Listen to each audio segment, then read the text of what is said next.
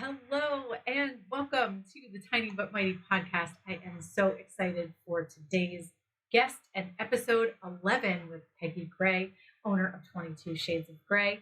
The Tiny But Mighty podcast is sponsored by Main Street E-Market. I am E, your host and founder of Main Street E-Market, and I am excited to talk about fashion.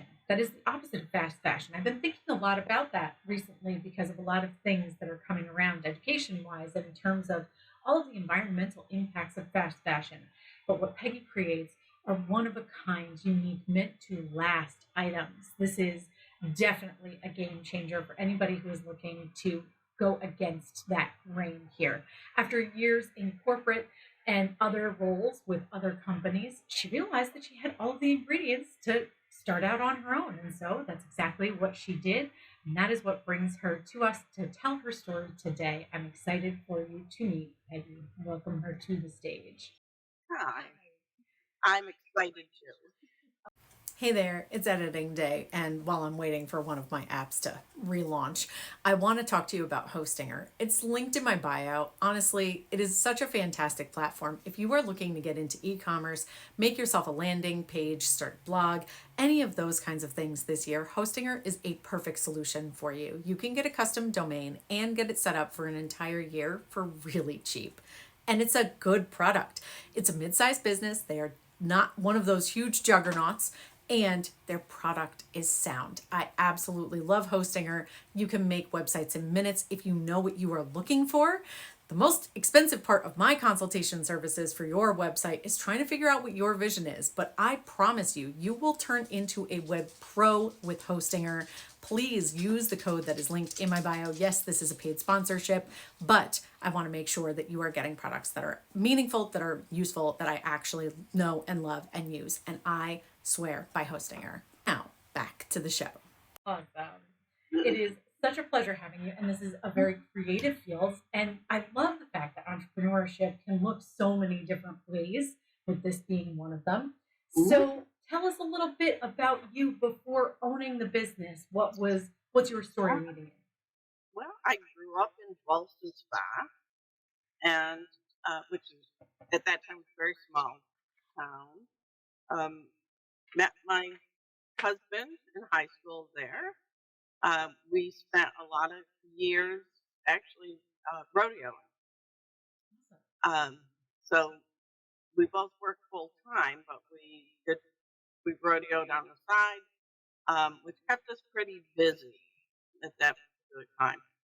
But we had a lot of fun, met a lot of great people, saw a lot of the countryside, and kept us busy. Mm. And your roles leading in were for big businesses, medium size, kind of in between. Uh, I'm sorry. The places that you worked leading into owning your own business. How big Oh, were I started out in a very small factory in Boston Spa when I was 17. I worked there till they closed, and then I went to work for Ursula of Switzerland, which was a very large manufacturer. She was an international designer of um, Mother of the Bride, After Five, uh, very, very well known in this area. I worked for her for 16 years. I always had my own sideline business, though. I always had made my own clothing because I just like unique and different things. I don't like looking like everyone else. And so people started complimenting me, asking, where did you get that? And so one thing led to another. And so I always had this sideline business going. So after 16 years with Ursula and working my way from um, sewing machine operator up to sample maker, up to quality control, was a lot of traveling, a lot of downtime. And I'm a very creative person, so that just doesn't work well with me. So I decided it was time that I go totally out on my own. It was a big leap of faith, I'll tell you, because I made good money there. I had, um, paid vacation, paid holidays. um, medical insurance, but it's just not what my heart wanted. And I just wanted to create unique and different things. Ursula, she made beautiful garments, no question about it. Um, but you could buy them any place. You go to Macy's or Lord and Taylor, you order them online, go to her store, buy them. And that to me got a little boring. I really didn't want to go that route.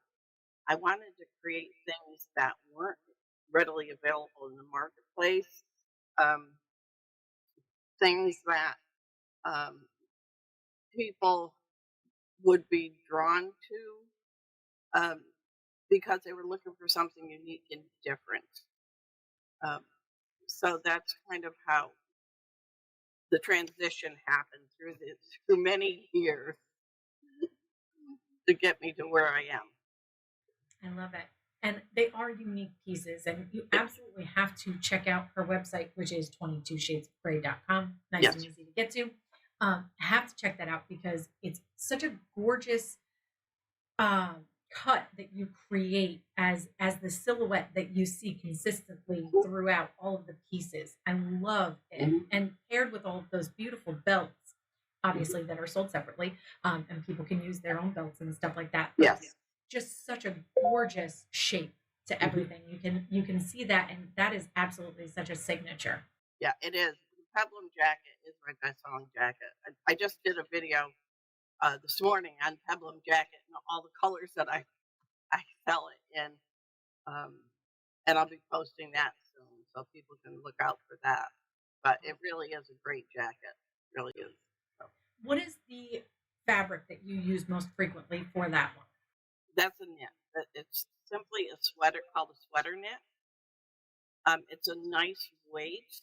It can be worn, in the spring, in the fall, even on some cool summer nights. It can be worn. It's and through the winter, of course, it can be worn. But you would wear it like you would wear a sweater, really.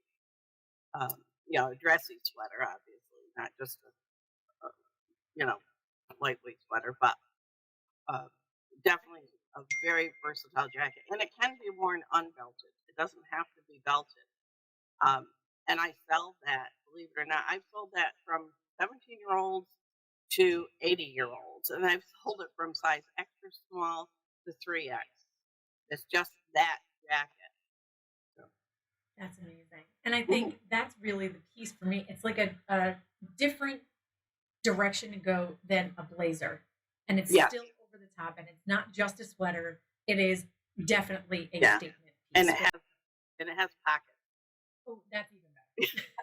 Gotta have the pocket. I know. I'm the pocket lady. So I put pockets in most anything I can put pockets in. I put pockets in. So, But most women's garments for so long, yeah. we get pockets, but they're fake. They're sewn together. They have Yep. no actual pocket inside of them. Right, exactly. Yep.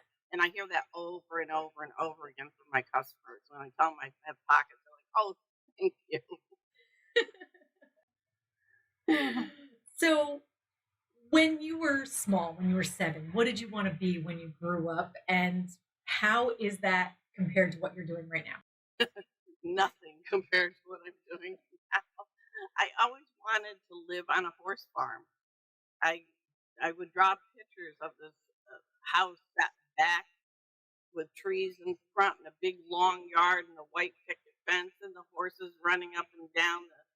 So to some degree, I did accomplish that. I do live on a farm. We did have horses. We do have the white picket fence, um, but it has nothing to do with my creative side and where I've come to today. So how that came about, it simply came about because I needed a job.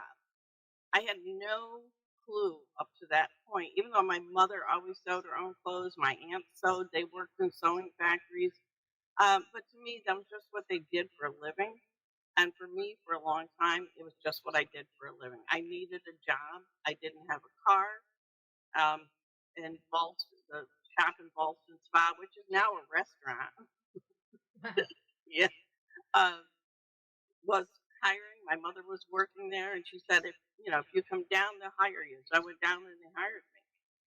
And it really wasn't, I think, till I went to work for Ursula's that I really started thinking about making complete garments rather than just sitting and doing an operation on the sewing machine to make a paycheck. Um, and so that kind of started me down that path. Wow, I love that. Because, when I look at what you're capable of creating, to me, obviously you've been thinking about this forever and you just are born with this creative capability. And, but there is so much of the foundational knowledge Yes, to be able to understand first before you can even be creative when you're learning something that's that absolutely. technically skilled. Absolutely. And I learned that at Ursula's because I started, like I said, as a sewing machine operator. And so I did a lot of operations and I was capable. Luckily, I was given the talent that I was capable of doing the more intricate operations of the garments and putting them together. So I learned a lot. And then from there, when I went into making the first sample garment, you had to make the garment from scratch with just the pattern. There's no picture, no instructions, no nothing. And they had a really high. They were all very intricate garments, and they were of high quality. And we had one of the best pattern makers you could ever have. So I learned a lot from there. Plus, I was in production. I was a part of the production. I traveled to the sewing contractors. So I had a really, really good background to know that I could start my own business and I could do it because I had all of that experiences in different aspects of the fashion industry. Yeah. And it's so important for me to just pause on this one because you had a very well-rounded background and there's a lot Yes. of people that believe that if they're not just specialized in one thing, doing deep expertise in that one specific area for their entire careers, that there's less value to the experience that they're having.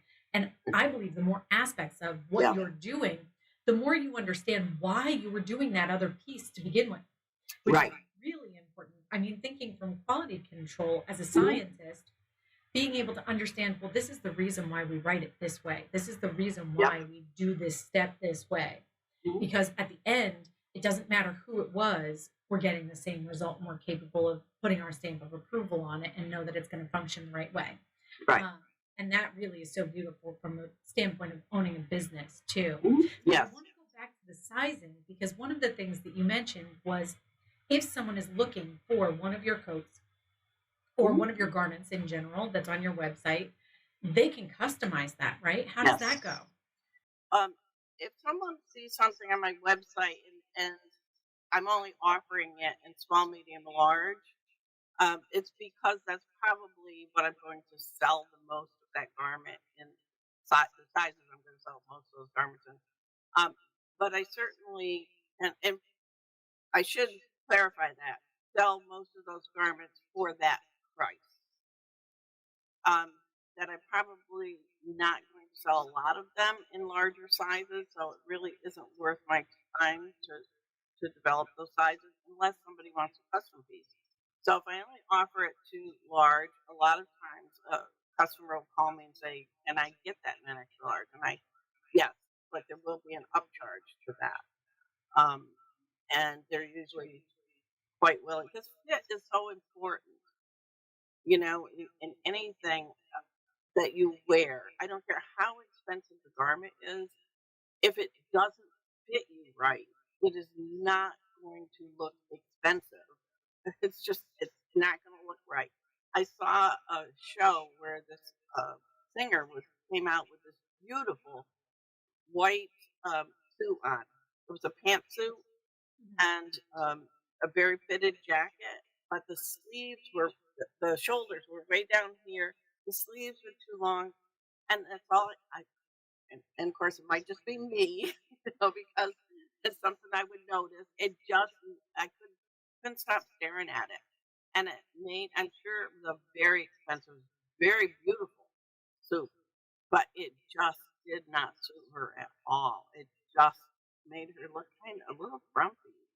And I thought that's so sad that, somebody didn't, fit that jacket for her. But Yeah. It looks like the jacket is wearing you in those moments. yes, yes.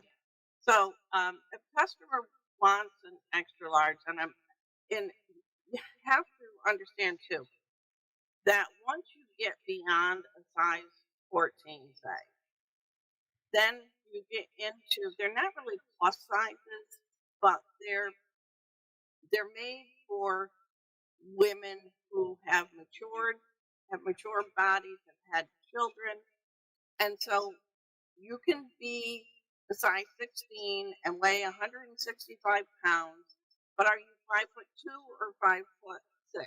Makes a big difference in where your sizing is. So, where do you carry your weight? Do you carry it in the front? Do you carry it in the back? Do you carry it on your hips? Do you carry it in your breasts? It just varies so much. So then, if it's something that is semi fitted, it really is a custom order at that point. So I can do that, and I'm very happy to do that. And so my customers can call me, and we can talk about it. Definitely. I love that. So off the rack and customized solutions. Yes. So when did you start your business? How long have you been officially official? Probably right around 2000 full time. That's awesome. Yep. I mean, when you think about small businesses, the first couple of years are very, very difficult. Yeah. When did you start to feel like you started to hit stride in terms of the way that you were putting things together? I don't know if I've hit stride yet. When you have your own business, yeah, especially what we've gone through with COVID and everything, and it just kind of started everything almost like new again once we came out of COVID, um, because I had been doing shows, artisan shows, and they stopped. They totally stopped. As far as people weren't coming out, so they weren't coming to my studio. We weren't going to events, um, which I love to go to women's business events and meet other business women. So I I think I did hit a stride, say maybe a few years before COVID. So it took a while. It took a while to get your name out there. When you're a small business, it's very, as you know, when I watched your YouTube video last night on that your reel on that, and you said it so well about how if you're a small business, it's so hard to get noticed, to get your name out there, and to compete with the big companies that have the money to overshadow you. Doesn't mean they have better products. They might have better prices, but not by much. Yep. Not by much. Yeah. Because their prices are going up too. Yeah. And definitely, like, if, for instance, if you bought something for me, bought a jacket for me this year, then say next year you decide, oh shoot, I would love, it's my favorite jacket, I want another one, but I need it in a different color. You can call me or come to my studio and pick out a fabric, and I'll make you another one. You cannot do that in a store. Even if you go to Macy's or Lord and Taylor, I don't care where you go, it was last season's, they're not going to have it. Yep. So uh, there's things to be said about buying from small companies. I really like working with my customers when they come to my studio. I have tons and tons of fabric, so they really can design their own clothing. They can pick out a pattern, they can pick out fabric, and they can get what they want, and we can fit it to them. So there's a lot of advantages that they can have them. And again, my prices are not that much different than Macy's. Um, but for the customer care you get is like 1,000-fold. Yeah. I mean, that's So the royal treatment, is what that exactly. sounds like in comparison. Yep. On Yep. top of the fact that, let's be honest, last season's or last year's items, they didn't sell them all. No. So many of them are in a landfill somewhere. Mm-hmm. And Yes. so, for anybody who is eco-conscious, who is geared towards Mhm. sustainability and wants to do better for the planet, Mhm. supporting fast fashion, that's not it. Right. But having the opportunity to say, I have fallen in love with this silhouette. It makes me feel confident. I feel great in this Yep. fabric or in this cut. And I Yep. get this custom item and it makes you feel like $1,000,000 Yep. for just about the same amount of money. You get Right. the opportunity to be able to have that Right. connection. Gosh, that feels like an investment. I cannot tell you how many of my customers come back and say, "Oh, I worry that the jacket I bought from you to this," and I get so many compliments on it. People notice it because it's different. They haven't seen it before. It looks good on you. You feel good, so you walk in the room with confidence. And it's just a whole different world, you know. But it's something that people really aren't used to. So how do you get the word out there? That's the whole ball game, you know. Getting Absolutely. people to know you're here. Absolutely. Mhm. So, in terms of entrepreneurship in general, what would you say the hardest part has been so far? Probably getting your name out there, right? Yeah, marketing for sure is very difficult. I mean, Facebook, everybody wants you to buy ads. And it's not the easiest thing to do. Um, they can get pretty complicated to fill out and you can get yourself into some trouble. And do they really pay off? I don't know. I really don't know. When I watch shows like Shark Tank, Mhm. and these people come on there and they're saying, "What's your customer acquisition cost?" And it's like $50, $60 to get a customer, and they're spending thousands of dollars a month on Facebook ads. Yep. Um, Small businesses cannot do that, So is it really, if that's what you're competing with on Facebook ads, is it really worth for a small business? I don't know. I don't know. I've tried it a couple of times, you know, very small. Did anybody even see me? I don't know. Right. Well, So, they do a nice job with the analytics that you can see on the other side, and you can see how many people viewed it, and how many people yeah, interacted with it, and how many people clicked, and da da da da yeah, da. But then at the end of the day, and I know that people obviously I do marketing, and I you can hire me out for a small business for marketing and to help you with your funnel. But I'm in agreement with you because the funnel is so large mhm, that you're spending so much money for each of those people to be able to pull them in. That yeah, especially with a product like yours, going to those pop-ups now that they're back definitely makes much more sense than right, trying to do that social media marketing. But it also needs to be word of mouth. It has to be a movement yes, from the people.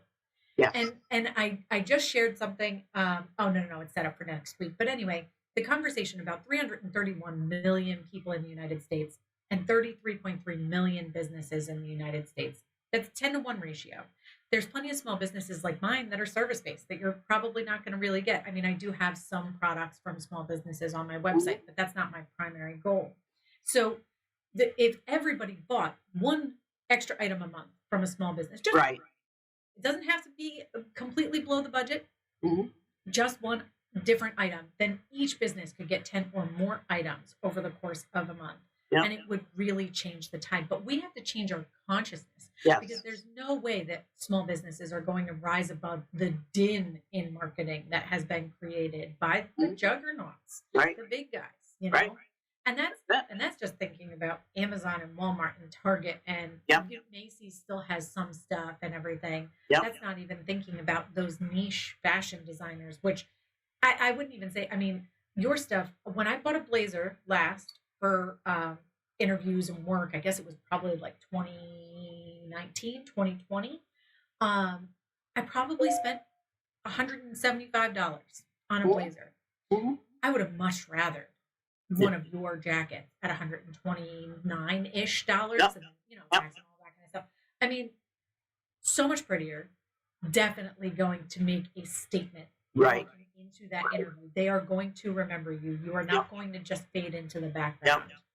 And you're going to have supported a small local business instead Absolutely. of something that you can't even wash on your own. You have to take it to the dry Yep. cleaner because otherwise it's going to explode in the washing Yep. machine. And all of my things are machine washable, dryable. That's the other side of that, because I can, at the size I am, I can pre-wash and pre-shrink all the fabrics before I cut anything. So it's another plus. But people have to know that. You know, they have to know I'm here. They have to know what I offer. So it's really hard to get that word out there. For sure. I think it's the hardest part about having a small business. Yeah.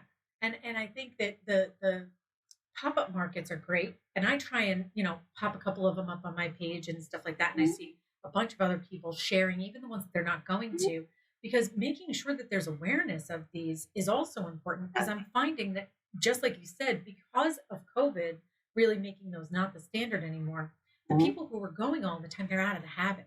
Yeah. And they need to get back into Yes. the swing of going Really back all the time. just starting. Really. Yeah.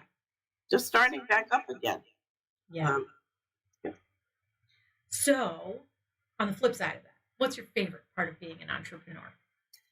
Oh, well, having charge of what I do is absolutely the best.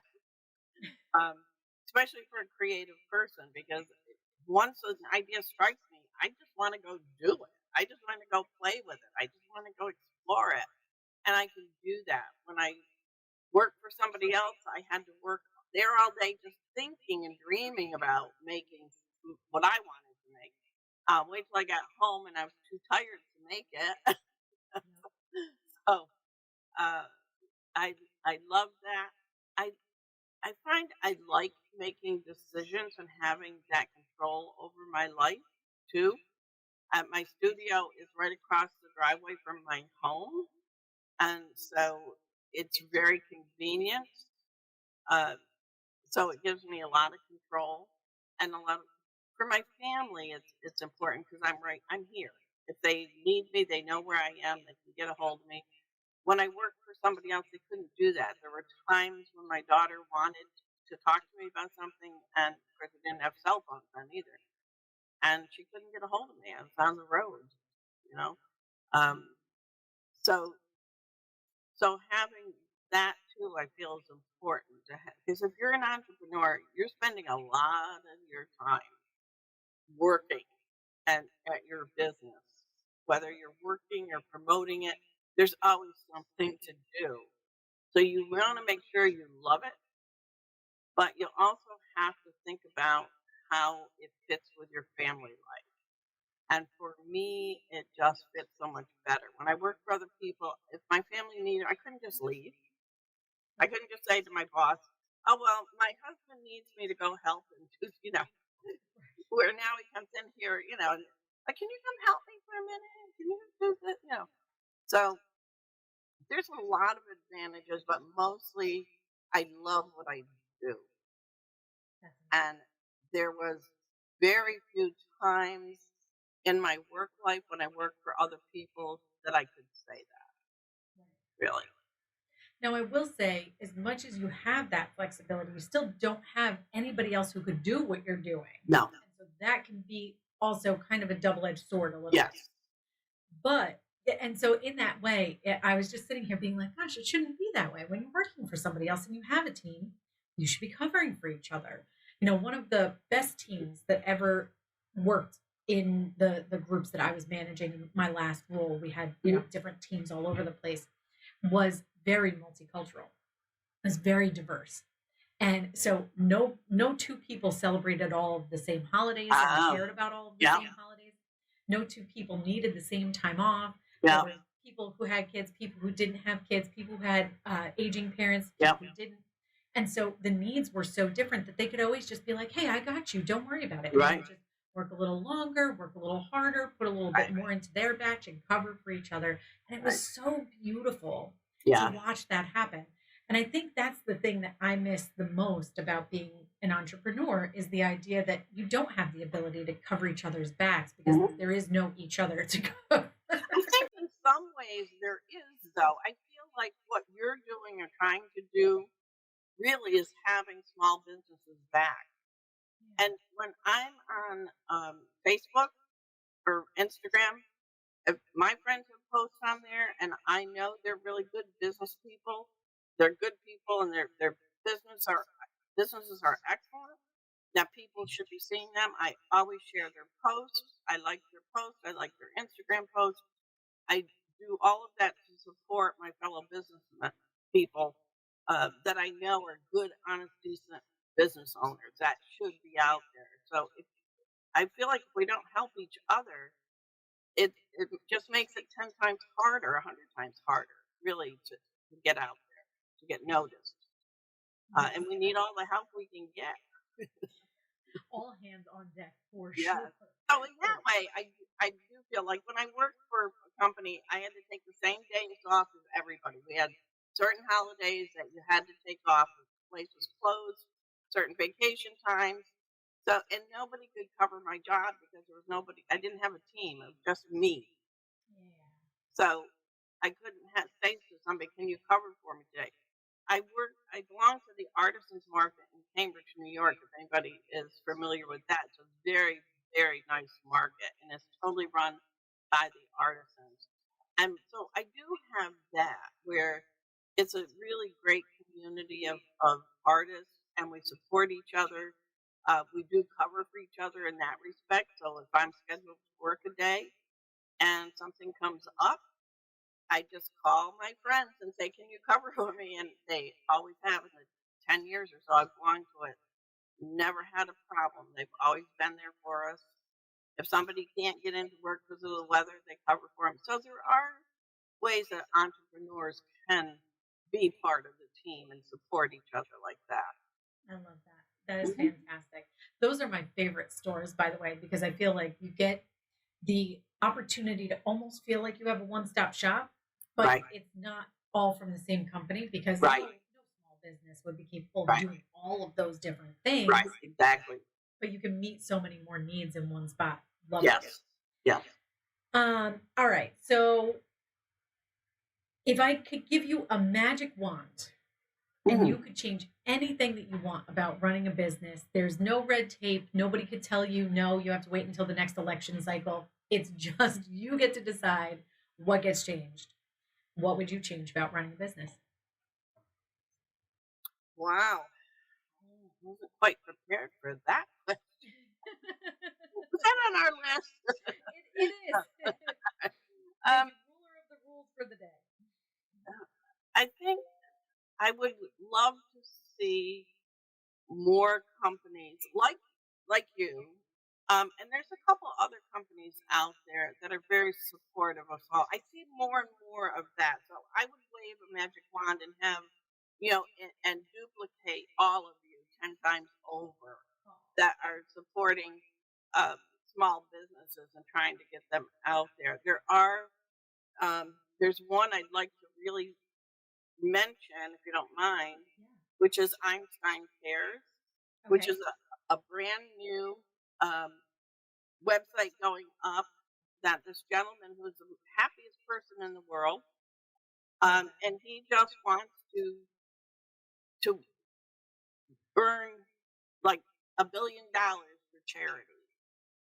And so his idea is that if you are an entrepreneur, if you're an artist and you have handcrafted items to sell, you go on, you set up your store, and you assign who you want to give, what charity you want to support. Whoever buys, you decide how much. So, say if I wanted to give 12%, um, then whoever buys from me, they get a third of that to send to their charity of their choice. And Einstein Cares gets another third to send to their charity, and then my charity gets a third of that. So everybody wins. I love the concept. It's a beautiful website. So if you have any entrepreneurs that sell handcrafted items that are looking for a place to sell, it's free to sell on.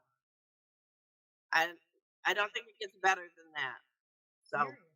yeah, I love that. And cost-based selling is really near and dear to my heart because the only reason why I got into this specifically because I'm a biochemist by education and training. I very easily could have gone in the direction of more science. yeah, In that direction. absolutely. I pondered opening up a lab, reaching out to some folks that I know already have them and see if they want a satellite location up here. Because I love the science, don't get me wrong. But small businesses need help. They need support. And They until do. they get They it, really, really we're do. never going to shift this climate. Right. And with so many small businesses, and I guess it was really the research question that I had that I couldn't get an answer to. And I still can't get a straight answer. And when I do, gosh, everybody's going to hear about it for a long, long time. And the research question was, if there's all of these, more than 1,000 to 1, small businesses to big businesses, what's the market share total of small businesses? How much revenue are they taking in compared to the big guys if they outnumber them 1,001? Well, that is not a very easy question to answer. No. And if you look at the marketing budgets, that can start to give you a hint because your revenue and marketing budgets are going to be closely tied because the more money you make, the more you can spend on marketing. Yeah. But it looks like there is just a flat line, and then all of a sudden the big businesses show up and boop, there's this wild ride of a roller coaster all the way up to $44.4 billion that Amazon spent. So thinking about it from that aspect, I was like, this is where I need to be. This is where the issue is. And also the idea that my why was to help reduce cancer rates. And I humbly believe that supporting big businesses is not going to help reduce cancer rates. Right. I think that we need to get back to basics and do things like you're doing, where you know where all of these things were sourced from. There's no questionable contamination going into a river or questionable chemicals going into the dyes. This is a real human being that you can meet and you can know, well, you're okay and you're touching all of the things. I'm probably going to be okay too. Right. Right. And there's something very important about the locale, the local piece because of sustainability and global warming, because of all the ship that goes on with fast fashion that doesn't happen when you're coming from a local business as well. So it really pivots on all of those things that I hold dear. Well, the bigger you get, the easier it is to lose control of things. Oh, for sure. So once you get to a certain size, you can't keep track of those type of things. That's you have to depend on other people to do it, and then it gets overwhelming for them, and you keep growing, and then it gets more and more goes by the wayside. That's the way it is. No, When you're a that's small really company, it's much easier to keep track of that type of thing. So one of the things I really enjoy doing that I do a lot is upcycling for jeans. There's another website that you can sell on called Blue Greenie, where they want to keep jeans out of the landfill. So if you make things out of upcycled jeans, then you can sell on that site too for free. And then if you sell something, they take a percentage, of course, but it doesn't cost a monthly fee to be there. So that's another really good outlet for people to sell and feel like they're doing something for humanity and the environment. That is awesome. So if somebody had jeans that maybe weren't good for donation to a local spot, not what am I thinking of? Like a local thrift store. Right. If they're not good for that, would you want them to drop them off over? Yeah, because typically jeans get worn in the front of the legs. Yes. And the back of the legs, perfectly almost like new. So, if you got paint on the front of the leg or something, you wouldn't want to bring them to a thrift store, but I certainly can cut them up. And I even use like the back yoke of the pants, the belt loops, the seams, all of that stuff. So we use every piece of it. That is awesome. Mm. I've seen a couple of creators on Instagram that do that as well, but most of the things that they're making are not really like jackets or shirts or anything else like that. They're making pocketbooks or like little coin purses and stuff like that out of the pockets Denim. even, which is really cool. Yeah. So yeah, I love this. Circular economies we have to lean into because we have all of these things that are perfectly good for reuse. And people love the jean jacket. I have two versions of this one jacket. One I make right from new denim, okay, for $149, I think. And the other one I make from upcycled denim with the back yoke and the back waist of the jacket and the belt loops and everything. And that one I sell for $179. So they have a choice of two same exact style jackets. One is $30 to $40 more, but they'll pay the $30 to $40 to get the upcycled jeans, the used fabric over the new fabric, because it's unique, it's different, and no two are ever going to be exactly alike. Right? Yeah, they couldn't be. Yep. Well, and I think the best part, obviously, you have to charge a little bit more for that one. It's going to be more work. It's not just a straight piece of fabric. Right. It's not just cutting it out. I have to cut all the jeans apart. And believe it or not, it takes about 6 pairs of jeans to make that one jacket. Wow. Which I also, a lot of times, have to buy the jeans. You know, my family, a lot of people I know give me their jeans, which I'm very appreciative of. But sometimes I also have to buy them. So. Yeah. Okay. Well, everybody needs to make a note, and we'll pop that into the comments and make sure that we're highlighting that. Thank you. And especially, I think about, I have kids, right? And they're growing out of pair after pair after pair. And you just get to the point where you're like, all right, cool. Yeah. The knees are done for a ways, but everything else is fine. Yeah. All right. So someone just starting out a business, what advice would you have for them? Well, for the first thing I would say, make sure you love what you're going to do. You have to be passionate about it and you're going to have downtimes. You're going to have things that don't work. You're going to have to reinvent yourself. I don't know how many times I've done that. And you have to be up for it. And you have to really, there's several things that kind of you have to live by. Customer service is everything. Being on time, if you promise, delivering on time. I mean, to me, that is an absolute must. If I tell a customer I'm going to have something done at a certain time, it will be done. If I have to work till midnight every night, it will be done. Because there is no such thing in my world as disappointing a customer. So you have to do that because your reputation is everything. If a customer complains about something, which I have to say, I have very, very, very few complaints from my customers, which I am very thankful for. But if I do, that's fine. I guarantee my work. I guarantee that if they don't like, even a special order, if they don't like it when it's done, I keep it. And I'll put it on the ready-to-wear rack and sell it. Otherwise, it's a big risk for people to do that. So you have to be ready to figure out what it is you stand for, what your business stands for, and then back it up. And be ready to pick yourself up when you fall, because I promise you are going to fall. There is no such thing as a business success overnight. They learn from I hate to say mistakes, because I don't believe things are mistakes. They're all learning curves. Mm-hmm. And so you have to look at it that way. And I think it's easier on your psyche if you look at it as, well, that was a big lesson. I just had a big learning curve there. I'll do that again. So much of life is learning about what we don't want, to figure out what we want. So. Yeah, that's fantastic. Yeah. I think a lot of people focus on authenticity, and they don't realize that before you can be authentic to yourself, Mhm. You have to understand who you are at the core of your being. Yes. And you also have to understand that that is going to be dynamic. Yes. And you have to live long enough to know multiple versions of yourself Mhm. and to be like, that one maybe was not my favorite.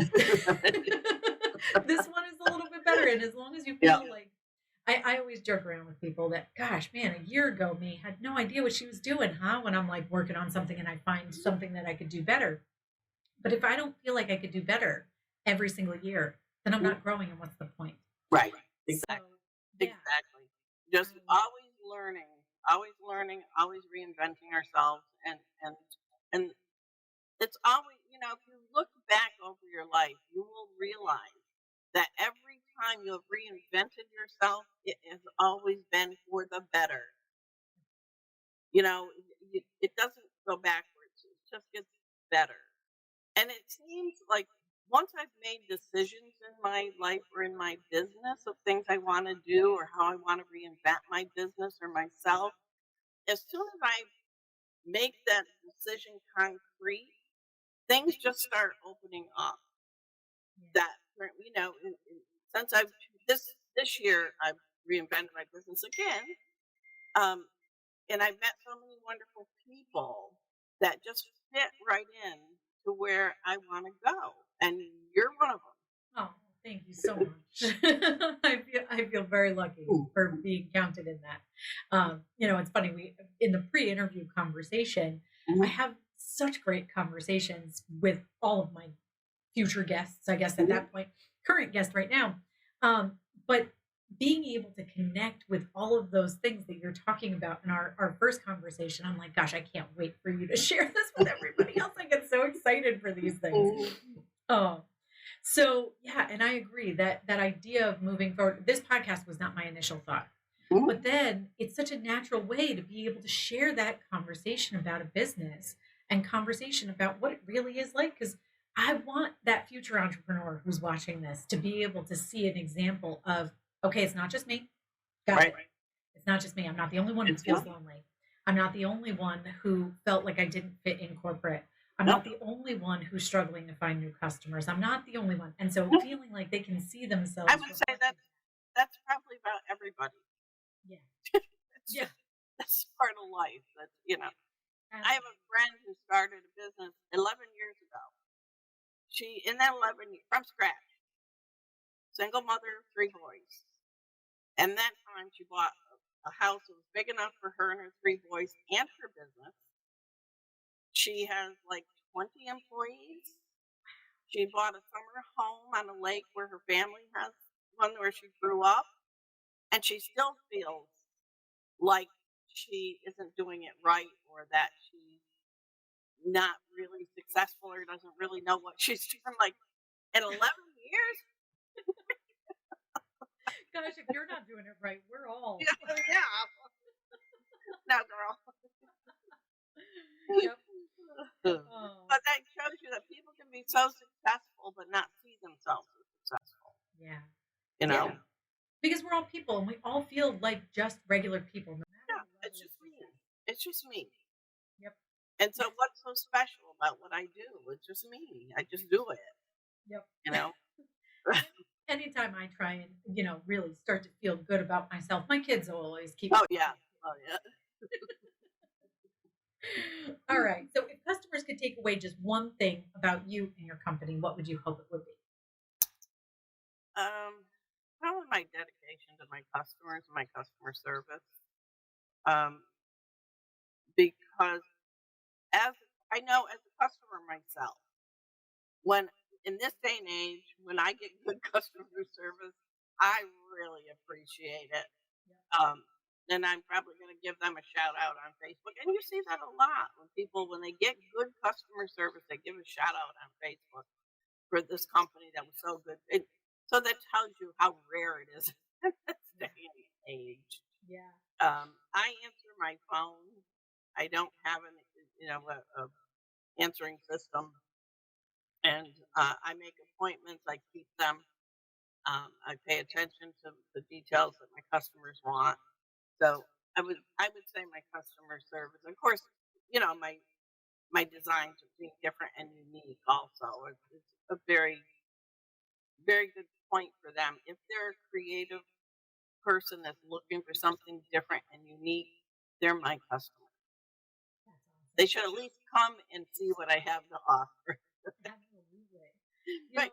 know, and it's interesting you're talking about the customer service piece because a lot of people will talk about the customer service they get in, the big chains, right? Whether it's a chain restaurant or a chain store. Mhm. And I think what we were just talking about, that disconnection from the person who originally had the vision and what they wanted to bring Mhm. and all of those people because they got so Yep. big is really Yep. what creates that. It waters down the It really culture does. and the values. It really does. And also the fact that life is so stressful and Mhm. expensive, and you're not making necessarily a livable wage at a lot of those companies, Mhm.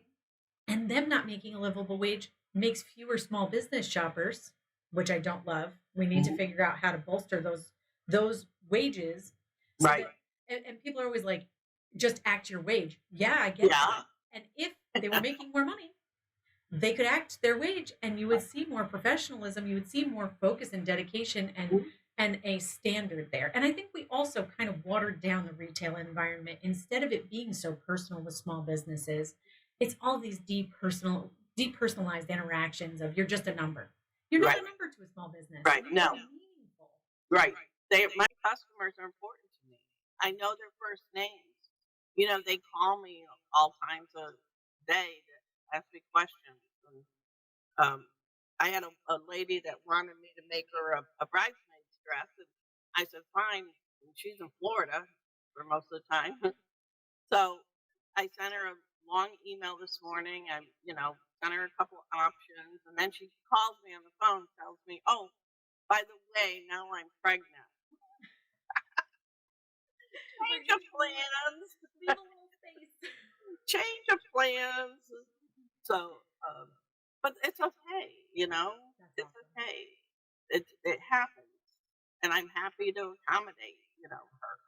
No, She's a but good customer, and she's a lovely young lady, and she just got married last year, so I'm excited for her. Her but first you know child. the right cut and the right fabric to Mm. be able to set her up for success. Right. So she doesn't have to Right. have a million fittings too. Right. So that expertise is Right. so critical. And the dress we picked out for her, she will be able to wear after the pregnancy, and it will look lovely on her. There's no question. But that's the type of customer service my customers can get.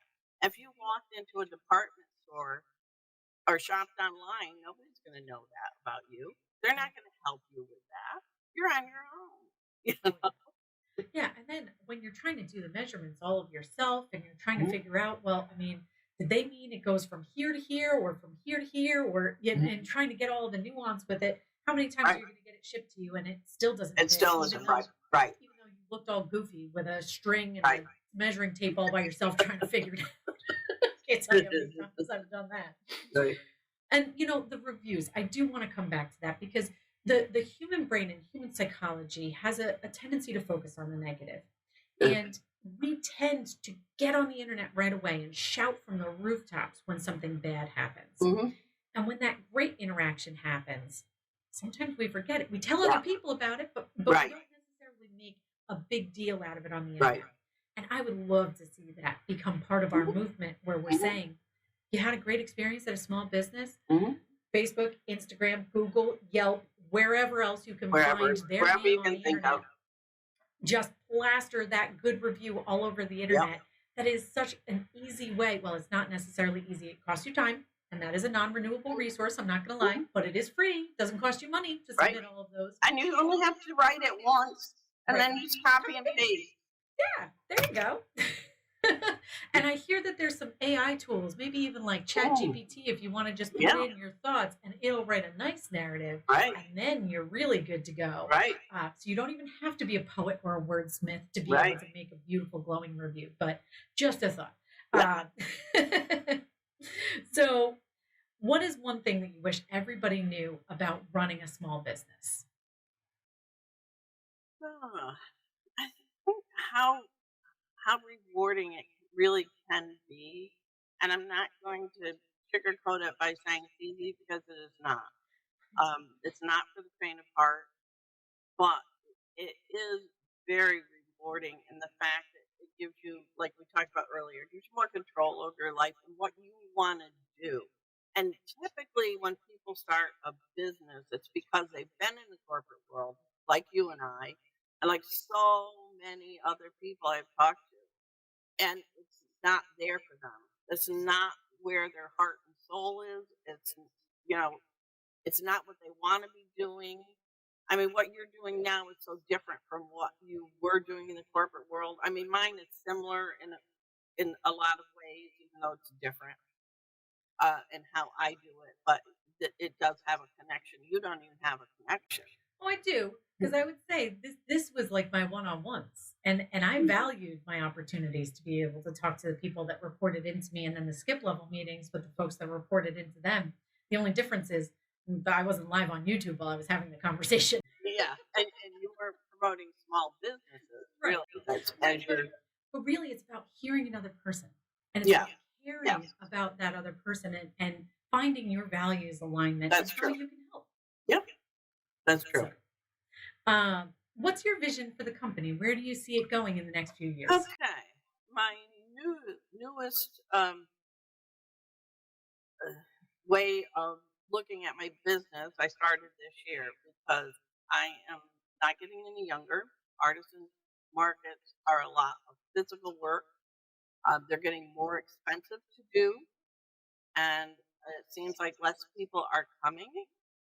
Um, so I have decided this year to really focus on online or finding an upscale boutique to work with because I feel like I could add a lot to their establishment and what we do. We could work together and figuring out what their customers are looking for, that they could only get them at that boutique.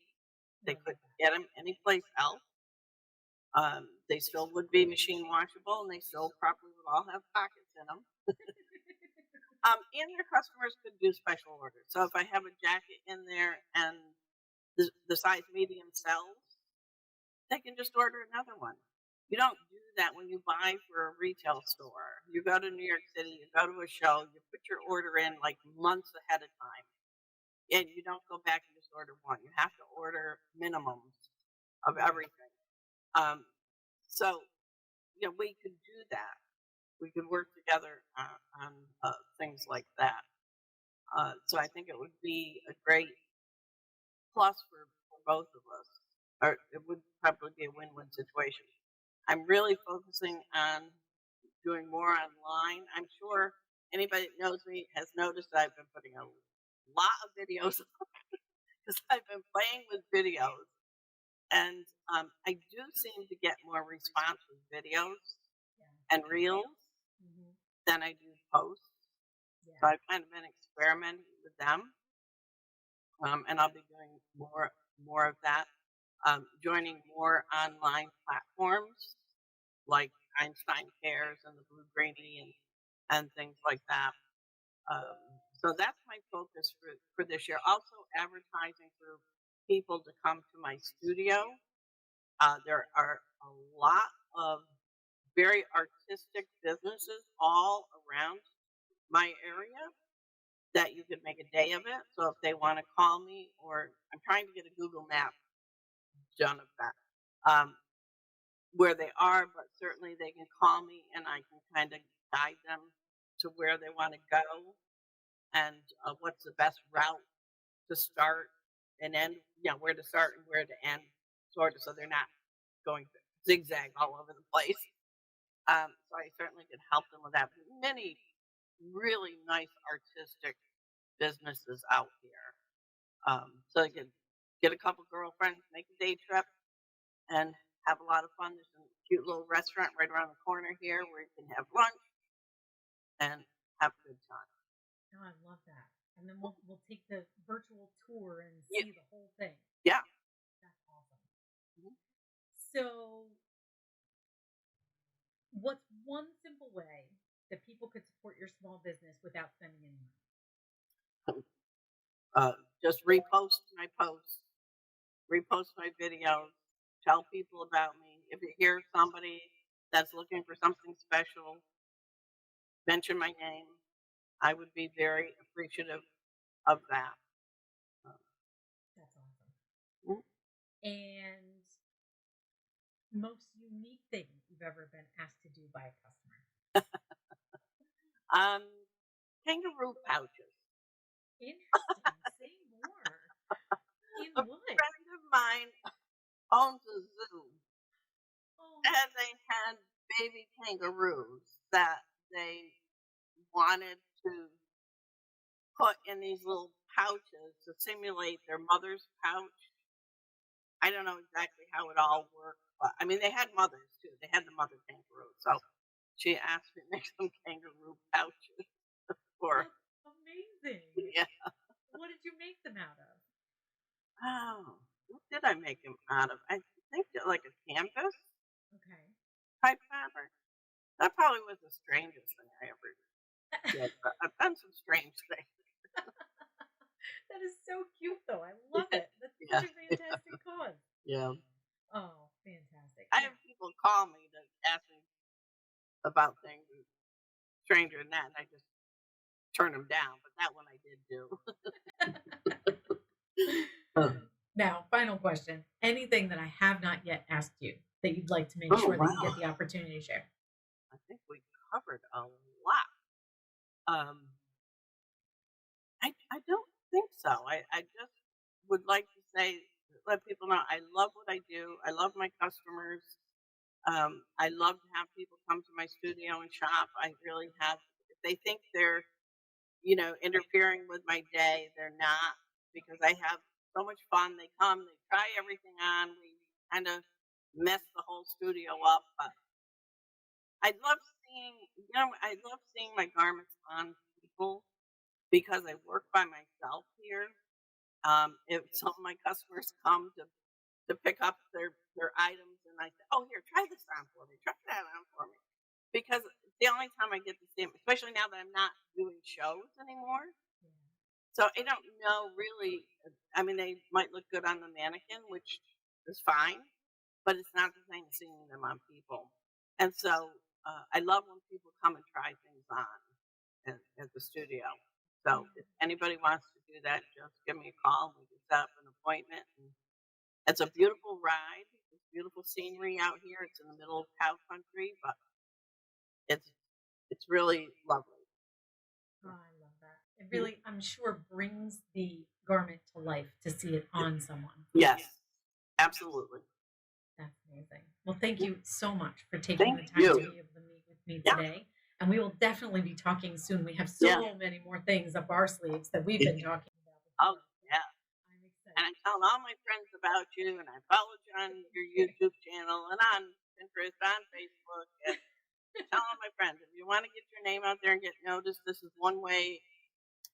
Get a hold of her and make an appointment. Thank you so much. I love what you're doing. appreciate it. Thank you. I will talk to you soon. Okay, dear. Okay. Thank you guys so much for joining me for this episode. Gosh, what a fantastic conversation. You really have to check this out. If you're local to the Capital District and this is what you're looking for, you have got to get over to 22 Shades of Gray and meet Peggy in real life. She is fantastic. And you're going to find a garment that you're going to feel really fantastic in. And if not, it sounds like she's going to make you one that you're going to be able to feel really great in. I am so excited that we had someone who's making clothing, because this is really a direction that I want to go in inside of these circular economies and sustainability. So many different things that are near and dear to my heart, selfishly, inside of one episode. So I really appreciate you sticking around through the whole thing. Please make sure that you are subscribed to this channel wherever you are watching this and you're following along. Let me know your thoughts in the comments. What is your favorite part? If you check out any of her garments and you want to tell us which one is your favorite, that would also be fantastic. Make sure that you are following 22 Shades of Gray wherever you are following Main Street eMarket, because I know you are. And please don't forget to shop small. Have a great day.